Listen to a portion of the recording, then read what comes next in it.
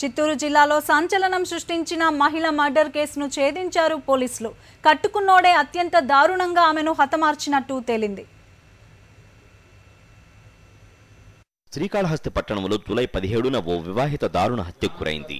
Dead బాడీని అల్లూరమ్మదిగా గుర్తించిన పోలీసులు కేసు నమోదు చేసుకుని దర్యాప్తు మొదలుపెట్టారు. మృతురాలు అల్లూరమ్మ కుటుంబాన్ని విచారించిన పోలీసులు భర్తే హంతకుడిగా తేల్చారు. ఆమె భర్త అనే ఉద్దేశంతో భర్తను నమ్మి బిడ్డను తీసుకొని బయలుదేరిపోయింది అక్కడికి రాత్రి సుమారు 9 గంటలకు ఈ మధ్యలో.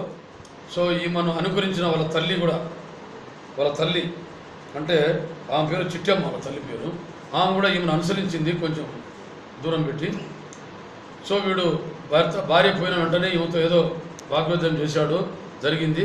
ఏదో డబ్బులు ఏదో అడిగినట్టు ఏదో జరిగింది అక్కడ. ఆమె అందుకు నిరాకరించడంతో వెంటనే వాడి దగ్గర ఉండే కత్తి తీసుకొని పొడవడం జరిగింది. పొడిచిన వెంటనే ముందు వెనక ఛాతీ మీద పొడిచిన వెంటనే ఆమె అరుపులు అరుస్తూనే పక్కనే వాళ్ళ అమ్మ టార్చర్ చేసి వెంటబడింది. సో చూసి వాడు పారిపోవడం జరిగింది. అల్లూరమ్మ భర్త అంకయ్య తాగుడికి బానిసై డబ్బు కోసం భార్యను వేధించేవాడు. ఈ క్రమంలో డబ్బు ఇవ్వలేదన్న కారణంతో అల్లూరమ్మను అత్యంత దారుణంగా నరికి చంపాడని పోలీసులు వెల్లడిస్తున్నారు. భార్యను హతమార్చిన అంకయ్యను అరెస్టు చేసి రిమాండ్కు తరలించారు పోలీసులు.